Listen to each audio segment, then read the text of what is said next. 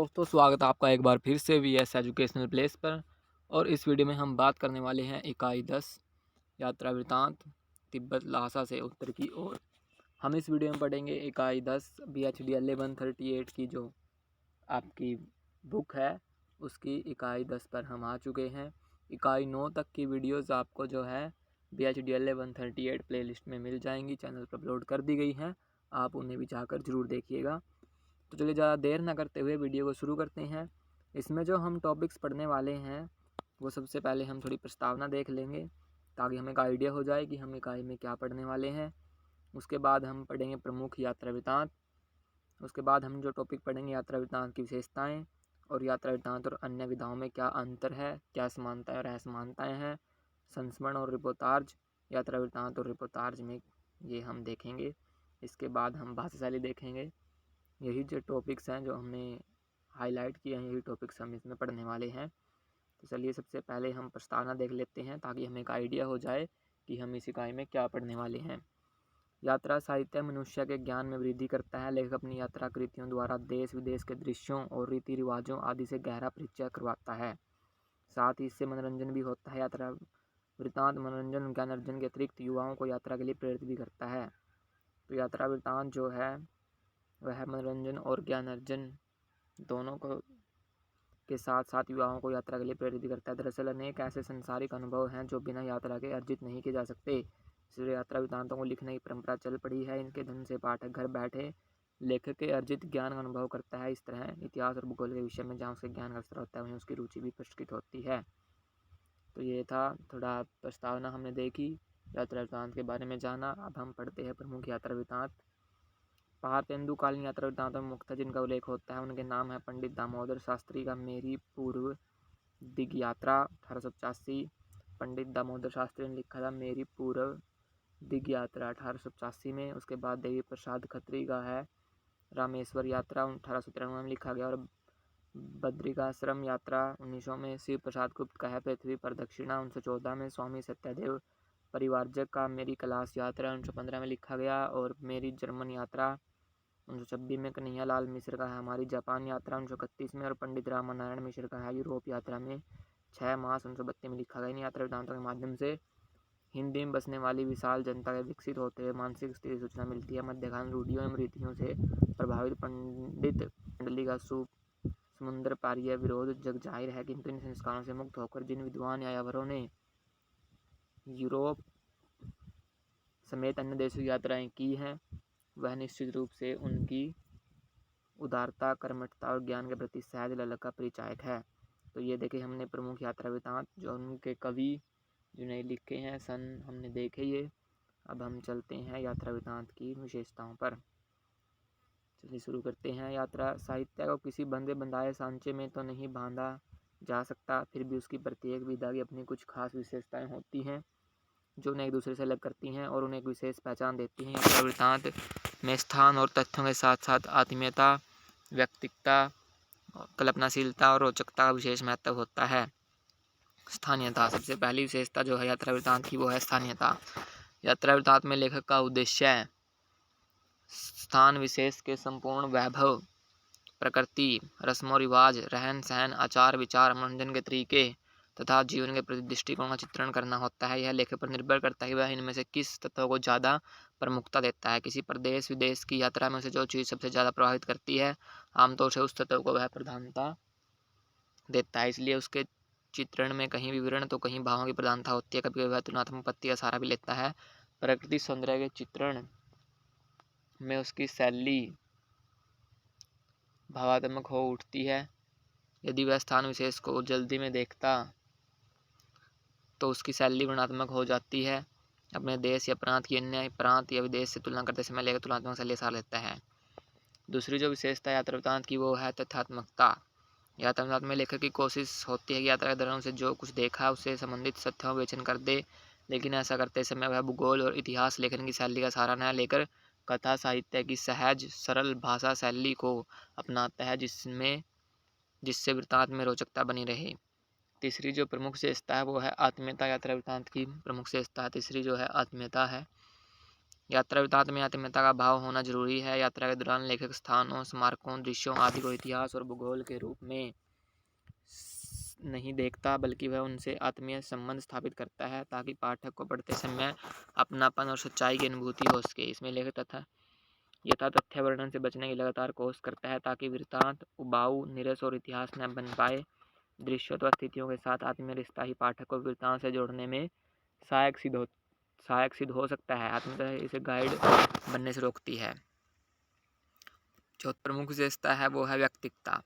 यात्रा में व्यक्तिगता की जरूरत अन्य विधाओं की तुलना में कहीं ज़्यादा महसूस की जाती है। खान पान, वेशभूषा, व्यवहारिक सुख सुविधा का एहसास यात्रा के दौरान कुछ ज़्यादा ही होता है, क्योंकि व्यक्ति उस समय अपने आत्मीय जनों से दूर होता है।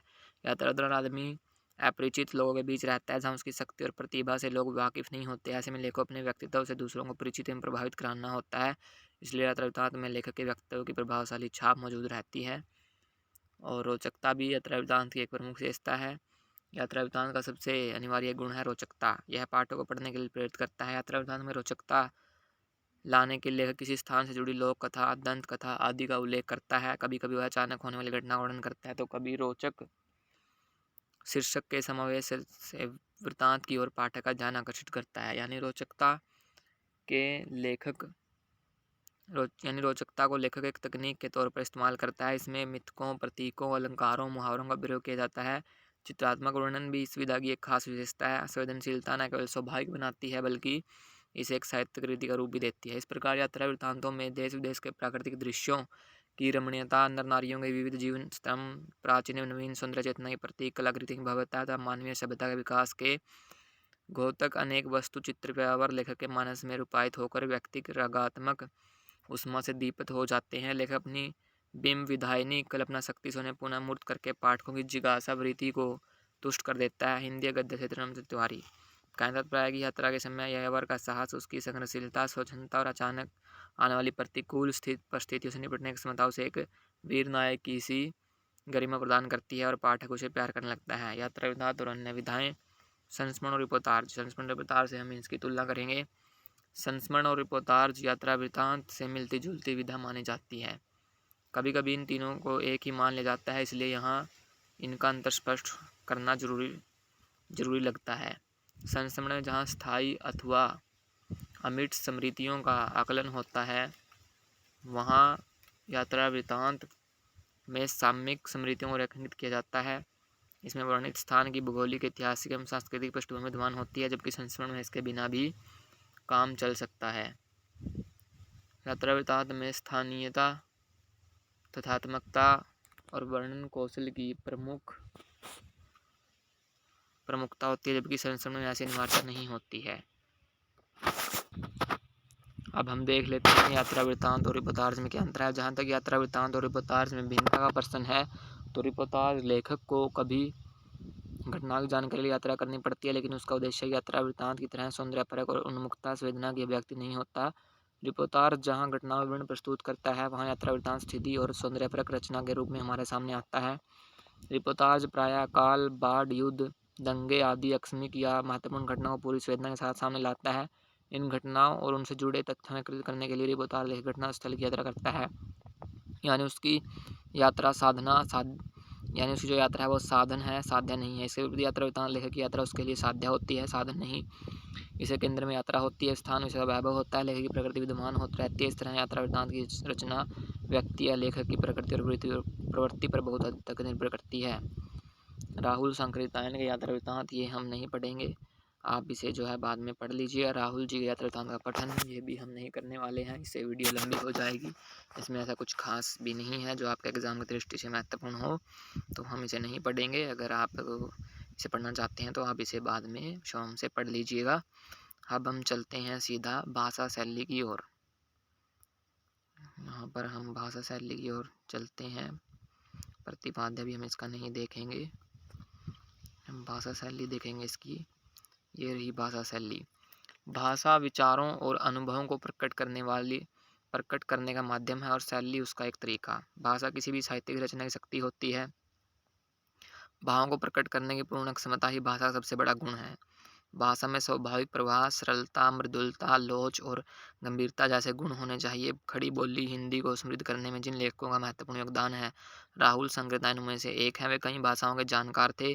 संस्कृत, पाली, प्राकृतिक, भोजपुरी में तो उन्होंने लिखा ही है। उसके अलावा रूसी, सिंहली, अंग्रेजी आदि भाषाओं पर उनका अधिकार था। राहुल हिंदी साहित्य के बहुआयामी बनना चाहते थे। यात्रा वृत्तांत जैसी नई विधा को साहित्यिक प्रतिष्ठा दिलाने में राहुल ने महत्वपूर्ण योगदान दिया।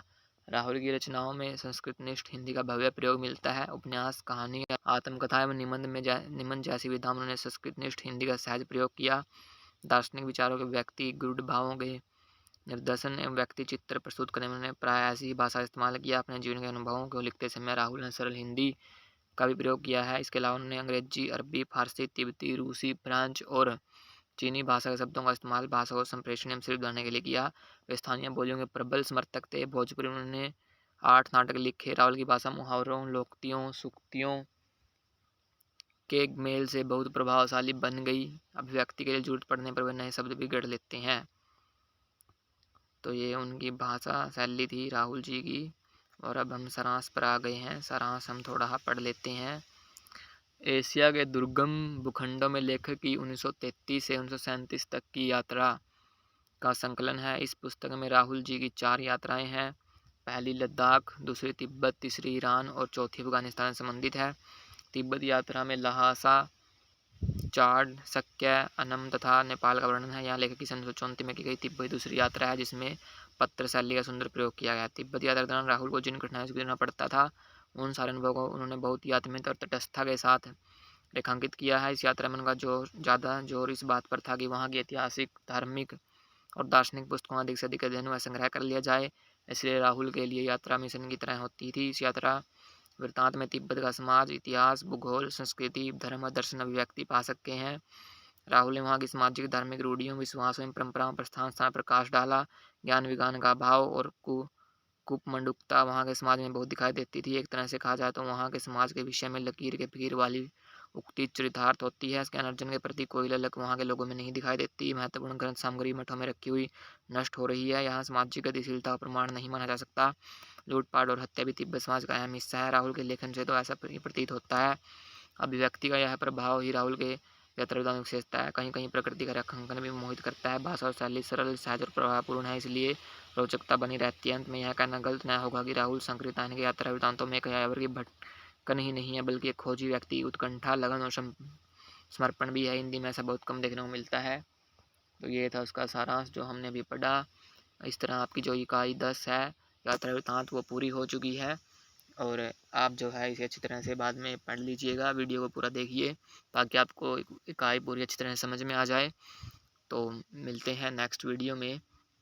अगर आपको वीडियो पसंद आई हो तो वीडियो को लाइक कीजिए, चैनल को सब्सक्राइब कीजिए और बेल आइकन को प्रेस कर लीजिए ताकि आपको और भी ऐसे इन्फॉर्मेटिव वीडियो मिलते रहें। और वीडियो को अपने दोस्तों के साथ शेयर भी कीजिए। अगर आपका कोई डाउट है इस इकाई को लेकर तो आप वीडियो के कमेंट सेक्शन में पूछ सकते हैं। दोस्तों मिलते हैं नेक्स्ट वीडियो में, तब तक के लिए जय हिंद।